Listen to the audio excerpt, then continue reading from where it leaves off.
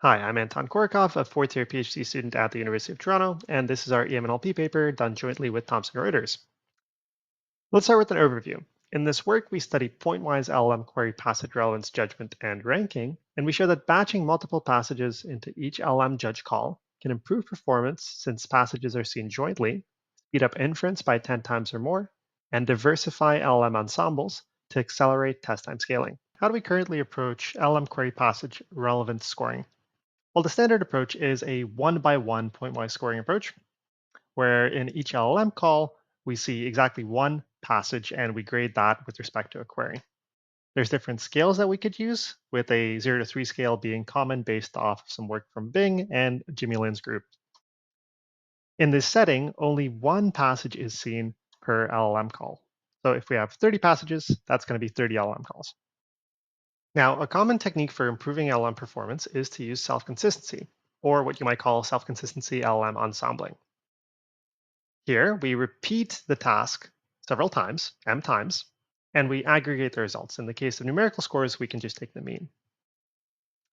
And in the case of one-by-one point-wise scoring with self-consistency, we expect the LLM stochasticity to diversify these scores so that when we ensemble them together, we get a better result than just by taking one score sample. Now, if we only care about ranking passages, perhaps the most common approach is to use list-wise ranking, where we prompt an LM to rank a passage list. But of course, this doesn't give us any absolute relevance judgments. It can also be prone to position bias.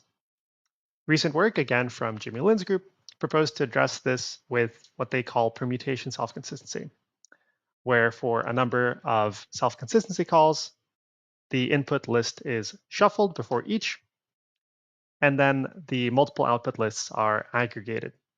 Lots of different ways to aggregate M lists. One example would be to use an exact linear program to minimize Kendall-Tau distance. Now, one issue with list-wise ranking is that long inputs can overwhelm the LLM. So in practice, there's often a sliding window that's used, but unfortunately, a sliding window technique is not fully parallelizable because we have to wait for the output of one sliding window call to complete before we can make the next. In this work, we study what we call batched point-wise scoring to get absolute LM query passage relevance judgments and use these for ranking. And our first research question is whether seeing multiple passages jointly helps LM scoring.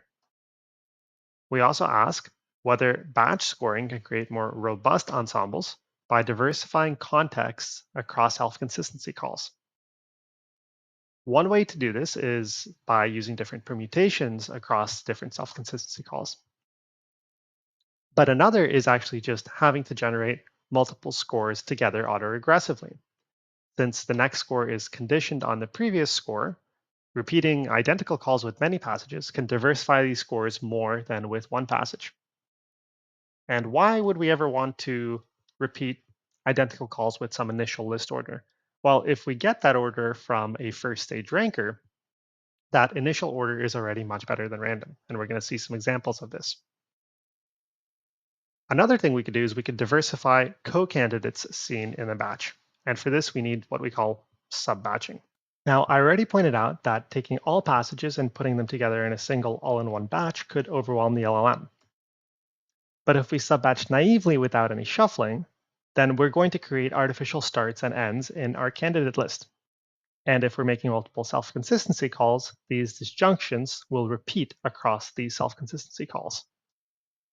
Something we could do is shuffle candidates within a batch to create permutation diversity. But what could create even more diversity would be to take candidates and shuffle them between batches, which would create not just permutation diversification, but also co-candidate diversification. Our experiments are based around 3 passage retrieval datasets where we get our query passage relevance labels from. And these are a Thomson Reuters internal legal search dataset, which is proprietary, maintained by legal experts, and closed source, which means that it hasn't been seen through LLM pre-training. We also use some open source datasets, including Trek DL19 and Trek COVID. We have a first stage retriever that gets us an initial list of M candidate passages. In the case of Thomson Reuters, it's an industrial first stage retrieval pipeline. And for the open source datasets, this is BM25. We evaluate on binary relevance classification, where we compare pointwise, one by one, and batched LLM methods, and a re-ranking task where we compare pointwise and listwise LLM methods. And then for our self-consistency settings, each passage is seen in exactly MLLM calls. Let's take a look at our binary query passage relevance classification results. On the x-axis, we see ensemble size, or the number of LLM scores per passage, and on the y-axis, we see AUC. Now, when we look at one-by-one scoring, we do see scaling with ensemble size, where performance improves with the number of LLM scores per passage. But when we compare this to a batched method, we see that that scaling for the batch method is faster. So in this case, we're looking at all-in-one batching, where we take 30 candidate passages and we shuffle them between each self-consistency call. And this gives us faster scaling because the ensemble we create is more diverse, both because we're auto-aggressively generating multiple scores and because we're looking at different permutations in different self-consistency calls. Now let's take a look at the other batch pointwise methods. And we see that GPT-4o still scales a lot faster for all types of batching. For Amazon Nova Pro, this is still generally the case, with the exception of sub-batching where we don't shuffle anything, and that's because we've created these artificial disjunctions in the candidate list.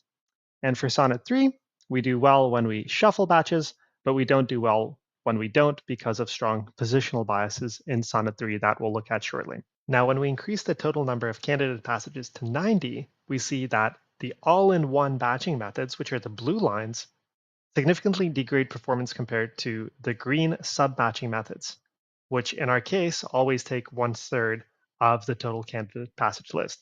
Why does this happen? Here, the green lines are the scores predicted by the LLM for ground truth relevant documents and the red for irrelevant. Now, these are shuffled batches, so position in the batch does not matter. For the smaller batches of 30 passages a batch, we see that the models are relatively consistent in discriminating between relevant and irrelevant, no matter where they are in the batch. But that's not the case for the large batches, where towards the end of the batch, they lose most of their discriminative performance. Next, let's look at using the initial order from a first stage retriever. And as a baseline, we can take a look at one-by-one LLM scoring because this doesn't introduce any batching positional bias. It only tells us what the LLM thinks of a given passage at a given position in the initial list. And so for all-in-one batching in the initial order, for GPT-4o, it tracks very closely to this one-by-one baseline. When we look at sub-batching naively, where we don't shuffle, we do see artificial cycles introduced at the batch junctions. And then for Sonnet 3 and Amazon Nova Pro, we see actually a fair bit of deviation from the one-by-one baseline by the batching methods showing high positional bias. Next, let's look at LLM re-ranking. And so comparing to the NDCG at 10 of the initial first stage list, all of the LLM re-ranking methods give us a lot of improvement. But when we look at what happens when we take an ensemble size of 1 versus 15, the one-by-one methods improve a little bit by about 2%, but all of the batched pointwise methods and the listwise ensembling methods improve a lot more. And so we see that finally the sub-batching method for batch size that doesn't overwhelm any of the LLMs is the best performing method here. Finally, let's look at runtimes. For one-by-one methods to grade just 30 passages, if you have one LLM available, took often at least 30 seconds. Now, for batched methods, this was often 10 times faster or more. Now, if you can parallelize, then if you allocate your limited parallelization resources to self-consistency ensembling and rely on batching to reduce your latency, then you can achieve both better performance and lower latency. In summary, we showed that batching multiple passages into each LLM judge call can improve performance since passages are seen jointly, speed up inference by 10 times or more, and diversify LLM self-consistency ensembles to accelerate test time scaling. And this could be done via autoregressive multi-score generation, passage permutation, and co-passage diversification. And finally, batch self-consistency could generalize to arbitrary tasks, where we have a task of the form produce y given x, as long as we have a way of aggregating y. And in this case, we can use the same batching techniques to diversify self-consistency LLM ensembles and achieve better test time scaling.